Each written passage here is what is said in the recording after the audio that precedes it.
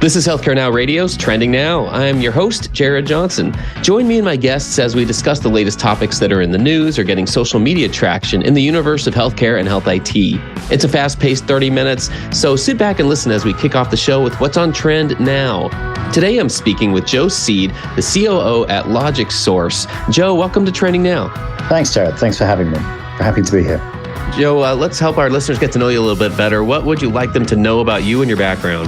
Well, I guess I've had the dubious honor of 25 plus years in the business services and technology space, most of that in indirect procurement. So I've been lucky enough to meet with over probably 300 different procurement teams over the years, understanding their challenges, their pain points. We've helped solve a number of those over the years, and I'm passionate about the value that can be derived from indirect or non-clinical or purchase services expense. Fantastic. We've been asking our guests a lot lately question about career advice. So the reason we do this is that what I'm finding is that just about anyone I speak with lately is at least looking at or considering, how they've gotten to where they are, are they getting what they want out of it? So whether people say it out loud or not, there's just a lot of thought going into career paths. Mm-hmm. And I love hearing from leaders about one of those pieces of career advice that maybe has stuck with them or guided them along the way. Is there something that comes to mind in terms of one of those pieces of advice that has just helped you and has kept with you all these years? Yeah, it's a bit of a cliched one, but I'd say there's an old one around: if an opportunity scares you or makes you feel uncomfortable, take it. And I think that's probably the one that's really stuck with me over the years is, pushing yourself out of your comfort zone and trusting yourself that you'll be able to learn and adapt and be very capable at that new opportunity. That would be the one that I would say is the most effective. And I've certainly been through a couple of those changes in my career, and it's a bit daunting, but it's always served me well over time, eventually. That's great. Some of the recent guests we've had on have pointed to things similar to that in the terms of, like, maybe there's an opportunity that they didn't expect or were looking for, but somebody asked, hey, we need somebody to do XYZ. We would like somebody to try this new thing, and to make yourself available during those moments, because you never know if that's the moment that's going to lead you in a trajectory that's just somewhere that, again, you wouldn't have guessed or were targeting yourself, but ends up being the right place for you.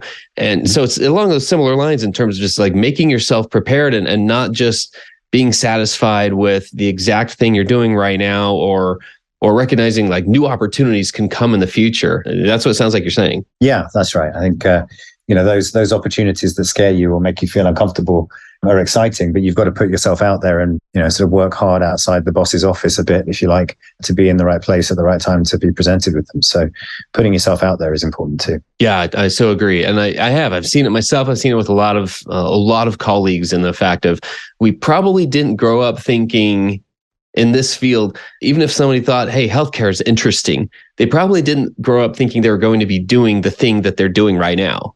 And right. Part of that's because a lot of these jobs didn't exist. The types of things we're doing didn't exist back then, so we didn't know about them. And yet, that's how the opportunities have unfolded time and time again for so many people in our field. So yeah, it's great. It's a great observation. I mean, I've definitely seen that as well. Let's start here. Joe, I'm really excited to dig into this. Our focus today is on healthcare spending, and we like to start off with a trending topic. The one I'm pointing us to is a recent article on hospitality. So it's by Blake Madden, and he was reviewing healthcare spending projections, which were based on what CMS released. They just released their annual projection of national health expenditures. So it contains historical data up through 2021. And it was driven by strong demographics growth for the 65 plus demographic. And the projection shows that healthcare spending will outpace the broader GDP growth. So between 2021 and 2031, spending is projected to rise from 18.3% of GDP to 19.6%. And this is one of those cases where, because we're talking about trillions of dollars, that 1.3% increase is a lot. That is so big, and it's hard to fathom sometimes.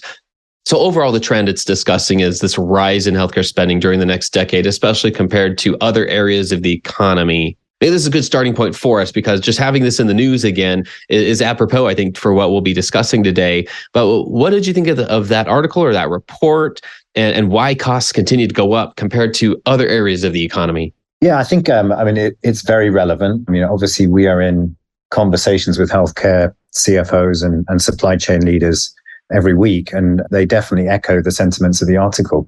I think, that said, though, we're also in conversations with financial and supply chain leaders across multiple different industries, and they are faced with the same pressures in different ways. So, in a retail or a CPG context, logistics, distribution, transportation costs are a real pressure. That's obviously the case in healthcare too, but also labor, particularly clinical labor. So I think everyone's kind of feeling the pinch of the recent inflationary period, and we have been enjoying a period prior to recent events of very low interest and very low inflation. So I think it seems like this might be the new normal, but my crystal ball is often wrong.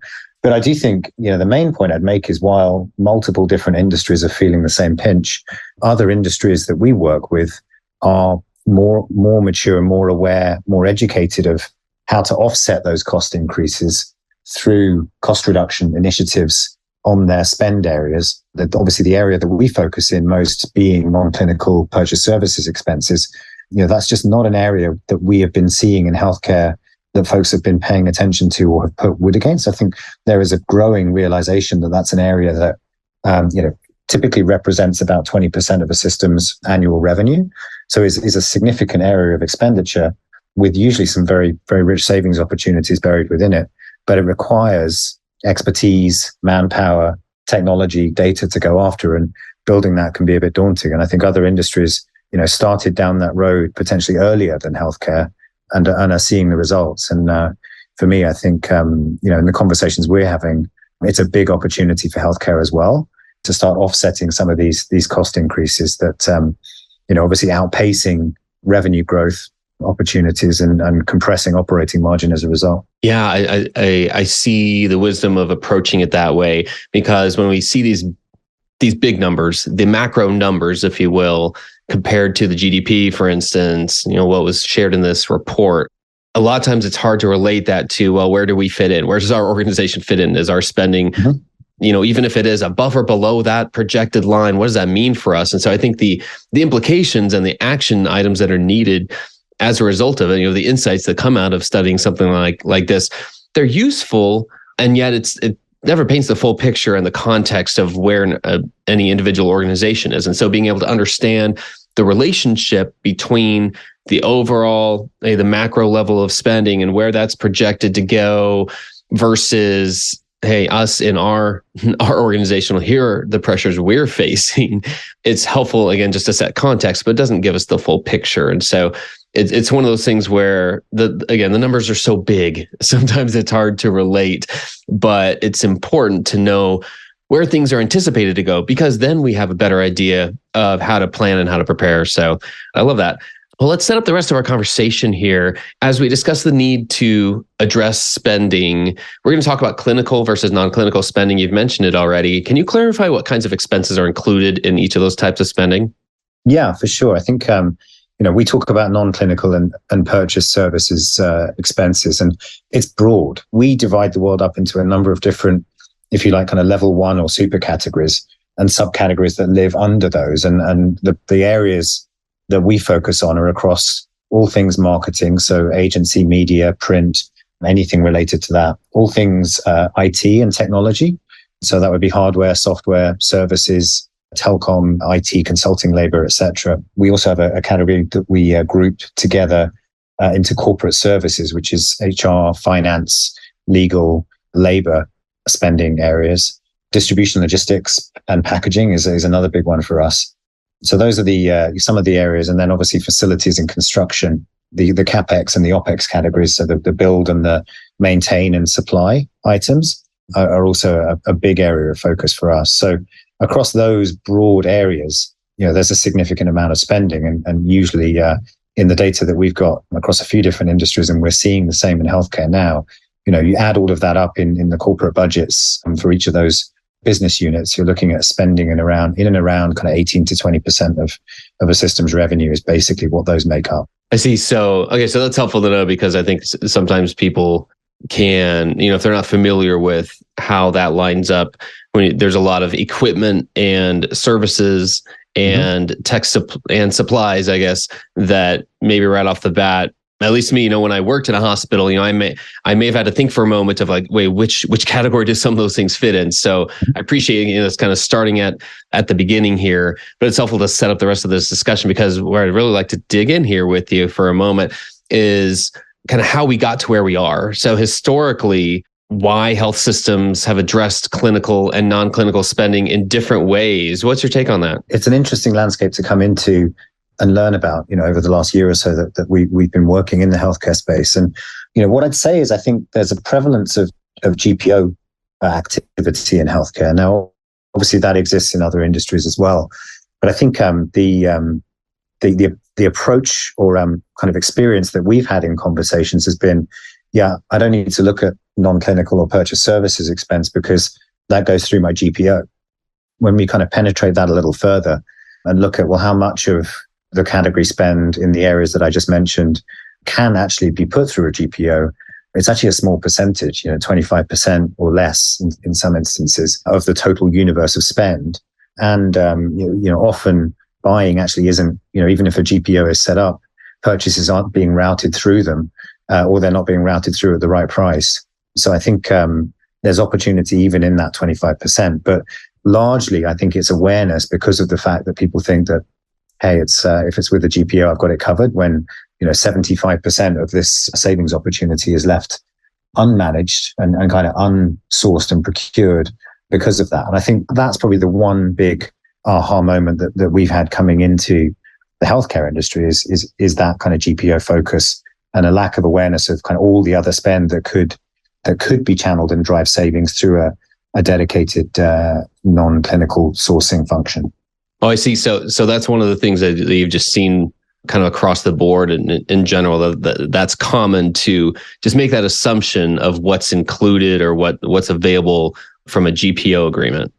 Yeah, I think in other industries, there's awareness of what can go through a GPO and awareness what doesn't go through a GPO.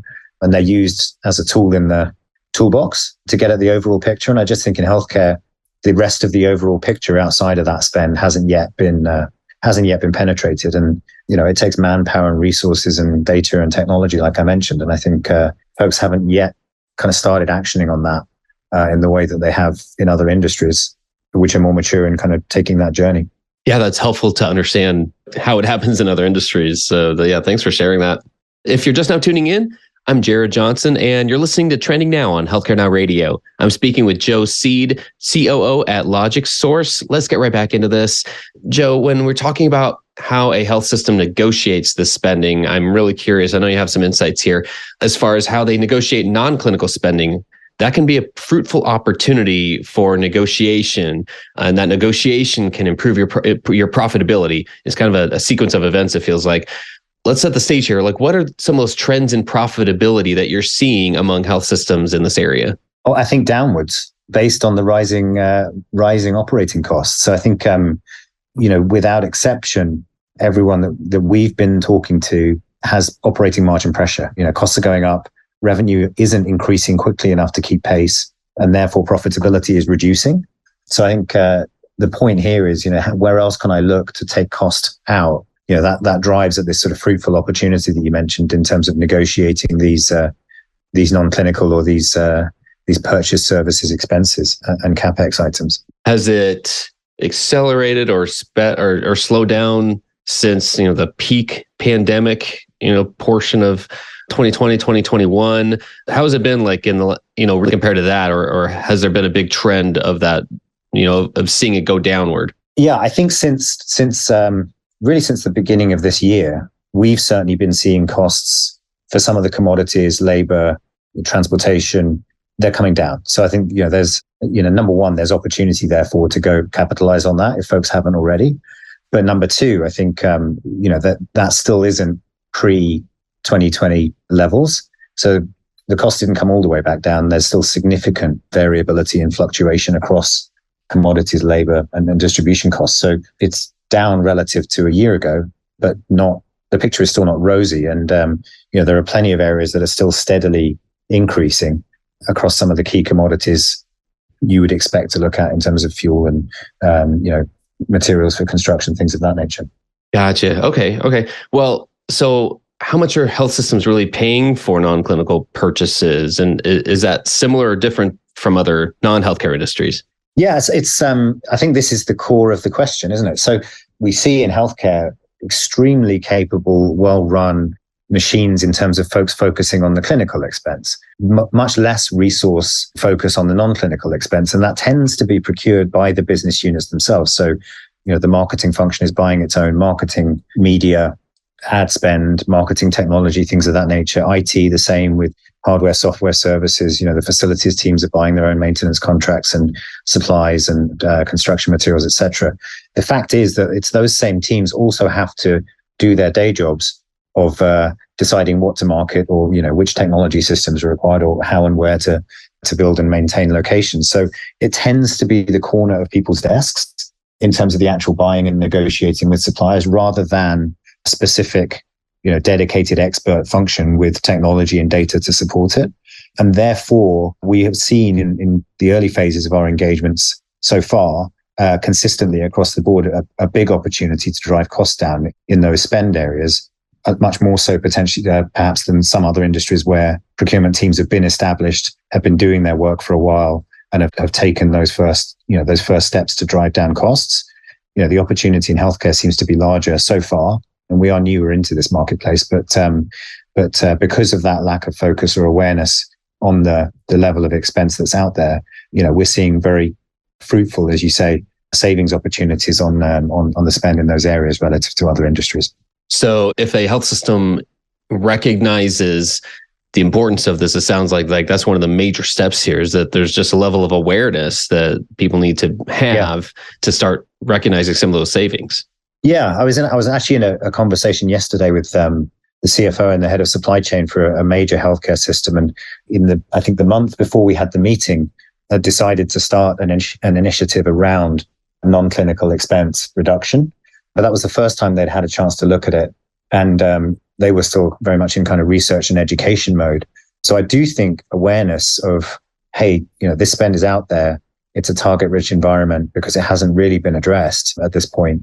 It can drive material benefit to operating margin in the current pressured environment. I think that awareness is starting to spread. But there are plenty of conversations where we go in and we are, if you like, educating folks from scratch that this is even a target area. And that's exciting all the way around in terms of the opportunity.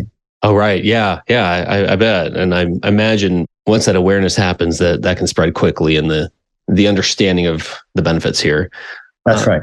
So I think we've been talking about services to a degree. What technologies are you seeing beyond services? What technologies are you seeing emerge to address the non-clinical spending space? We have 5 different modules of our own, but I think without selling those directly on this call, I think broadly speaking, the technology really is around, if you like, intake to pay or source to pay. So really, at the beginning of that, technology around spend and supplier data, categorization, enrichment, visualization, so that the system can see at the click of a button, hey, what am I spending, who with, and how is that tracking to budget, and with which suppliers and what transactions are making up that spend.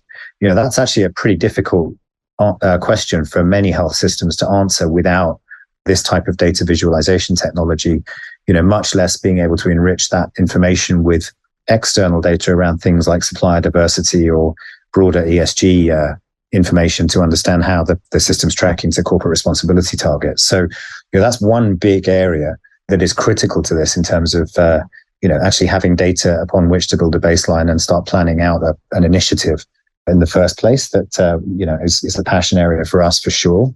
I think then the second area really is in the execution of sourcing events or bids.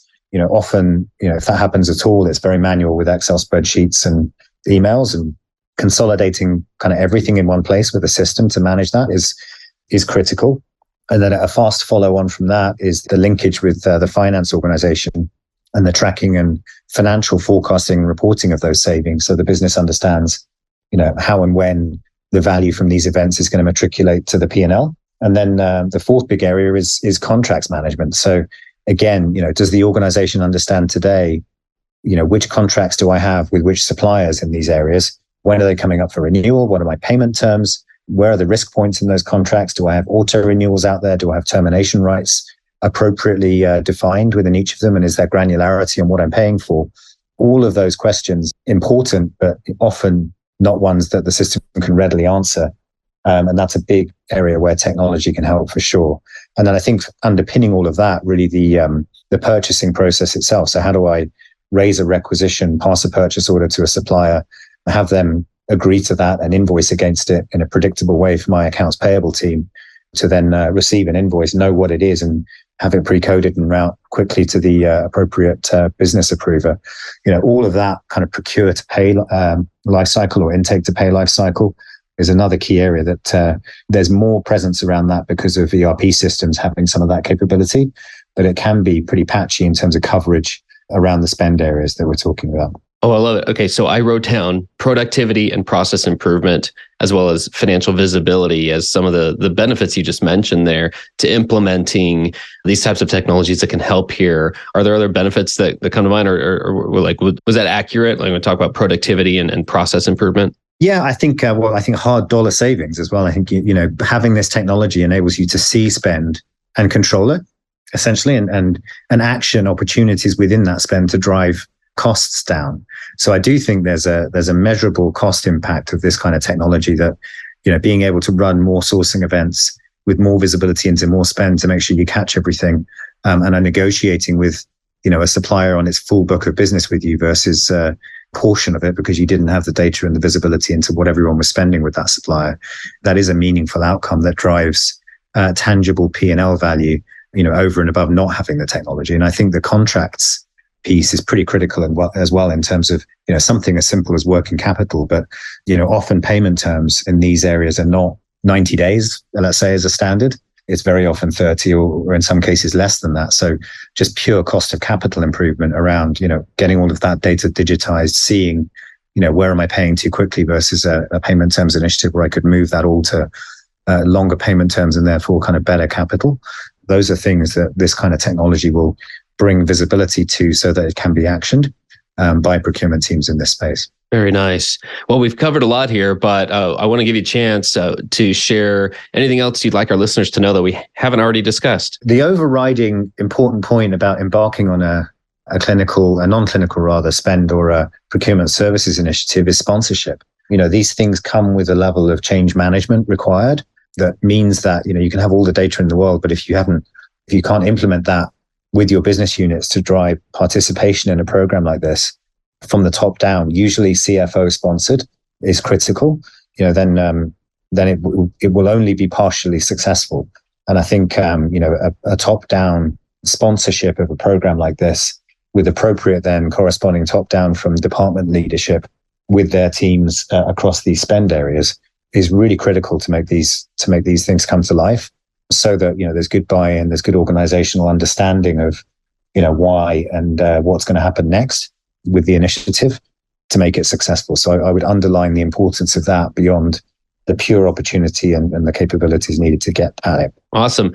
Well, what other trends are out there on your radar screen, Joe, as we kind of start to wrap up here? What else are you paying attention to right now? Maybe it's not even in this space, or maybe it's related to it. What other trends are kind of right there in the middle of your radar screen these days? For me, the emergence of AI, and I know it's a huge buzzword, but there are things now, and we have some of these capabilities and also some interesting partnerships where, rather than manually extracting data from a supplier contract and typing it into an Excel spreadsheet, we can throw hundreds, thousands of contracts at a platform like ours and have that done through essentially kind of language processing AI that will recognize, I see termination date.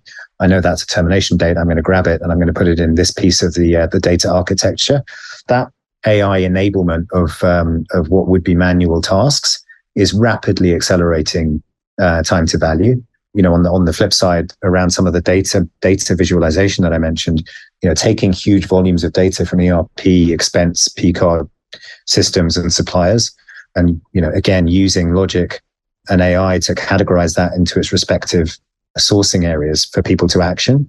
Those are two big areas of emergence of technology and, call it machine learning or AI that are very interesting. And then post that, I think also the ability to predict where things are going to go in the future from a cost perspective or a continuity perspective, using historic data is another very interesting area that, enables you to look at your spending and even decide, hey, if costs are going to go up, should I even do a sourcing event, or should I lock in my current price and move on to something that's a better opportunity area? So I think for me, those kinds of AI-driven technologies are definitely a space that we're looking at very closely and developing our own capabilities to kind of keep up with the competition as well. Oh, well, that gets me excited about what's available now, as well as what's probably right there on the short-term horizon. So that's fantastic. Joe, this has been such a pleasure. I want to thank you for helping us explore what's on trend. And with that, that's a wrap for this episode. I want to thank my guest, Joe Seed. To learn more about LogicSource, you can find them at www.logicsource.com/healthcare. You can learn more about today's show on our program page on healthcarenowradio.com. And make sure you follow the show's hashtag, TrendingNowHC, and follow me on Twitter at JaredPiano. Until next time, if it's happening in healthcare and it's now, it's on Trending Now.